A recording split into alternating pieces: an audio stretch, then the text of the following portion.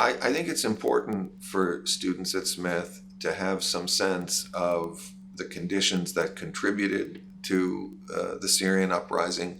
Why did this happen? Why did it occur?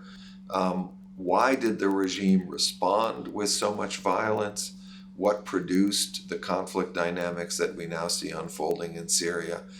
There are long-term, very deep historical and structural conditions that need to be understood in order to get a handle on what's happening in Syria today. And you don't get a good sense of why Syria has arrived at the terrible state that it's in today just by reading the newspapers. You do need to know more about the contemporary history of Syria, about the economic factors that led so many Syrians to pour into the streets in 2011. Why were they so angry with the Syrian regime? And we need to know why the Syrian regime resorted so quickly to violence. The Syrian uprising or Syrian revolution began on March 15th, 2011, when some teenagers, some 12, 13, 14-year-old kids in a city in the south of Syria, a city called Deraa, put some anti-regime graffiti on walls in the city. They were responding to what was happening in the region around them. Tunisia and Egypt had already experienced successful uprisings that forced authoritarian leaders out of power. And what happened next is widely understood as the trigger that launched the Syrian uprising. They were arrested, they were tortured. These kids happened to be children of very prominent families in the area. And when their families went to visit security officials to try to get their kids released, the security official said, forget about these children. These children are gone. If you want more children, go home and make them. And if you can't make them, we will.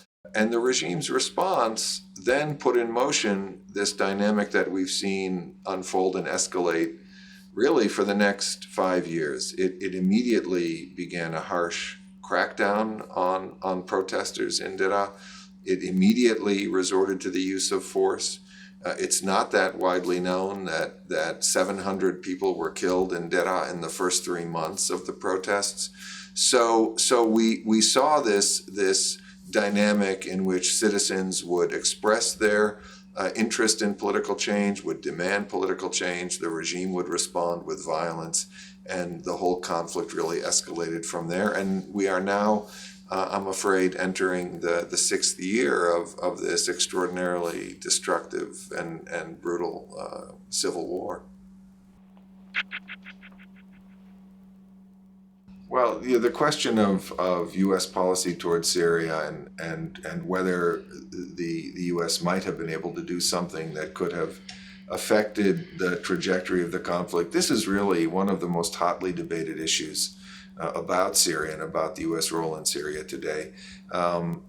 In fact, the White House continues to insist that there was very little the U.S. could have done to change the course of events in Syria. There are many specialists, scholars, researchers, diplomats who think otherwise. I happen to be among those who think that there were opportunities for the U.S. to engage in Syria in ways that could have had an effect on how the conflict unfolded, a positive effect. The U.S., as it turns out, did not choose that path. It chose a path of disengagement. It decided not to provide support to the armed opposition. And the result has been this prolonged, enormously costly conflict. So from my perspective, had the U.S. been willing to engage a bit more fully, had it been willing to provide a bit more support to the armed opposition, we might have found ourselves 3-4 years ago in a political process that would have brought the conflict to a quicker end and would have prevented a lot of the death and destruction and suffering that's happened because we did not choose that course.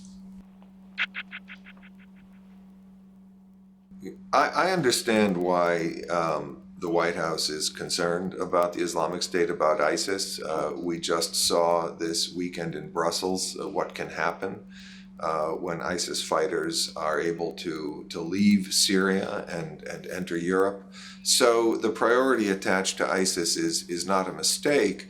What I do think is a mistake is to think that we can respond to the challenge of ISIS without a comprehensive strategy that also gives us a chance to respond to the problems of the Assad regime. I think the regime has been a significant factor in enabling and facilitating the rise of ISIS. The violence of the Assad regime has been one of the best recruiting factors for ISIS. And we know that there are direct ties between the Assad regime and ISIS. The US government has in fact sanctioned a number of Assad regime officials for their economic dealings with ISIS. Putin's decision to draw down forces from Syria took everyone by surprise. I think that includes President Assad himself. I don't think President Putin consulted anyone before announcing that decision. So the move has been widely seen, whether correctly or not, as an indication of differences in the interests and preferences of the Assad regime and President Putin.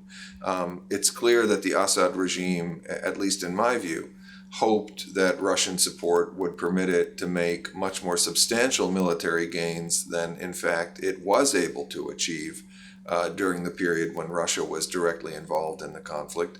And so it does look as if the Russians are signaling to the regime that they expect it to participate in this process to reach a political settlement of the conflict. And it isn't at all clear that Russia has the leverage to compel the Assad regime to make compromises that might draw it more deeply into a political process and give up its ambition of imposing a military outcome on the conflict. Well, the future of Syria, of a post-Assad Syria, is one of those huge issues that a lot of us who follow this conflict wrestle with. Our hope is that a post-Assad Syria will emerge through a process of negotiation that will produce a government that is more broadly representative, that is more pluralistic, that is more committed to the protection of all of the different segments of Syrian society. But on the other hand, and there is a very strong possibility of a less positive outcome, in which a post-Assad Syria would be one that continues to be torn by conflict, and that, of course, would simply extend the Syrian tragedy into the indefinite future. We could be looking at the possibility of a generational tragedy in Syria rather than the already very destructive conflict that Syrians have experienced.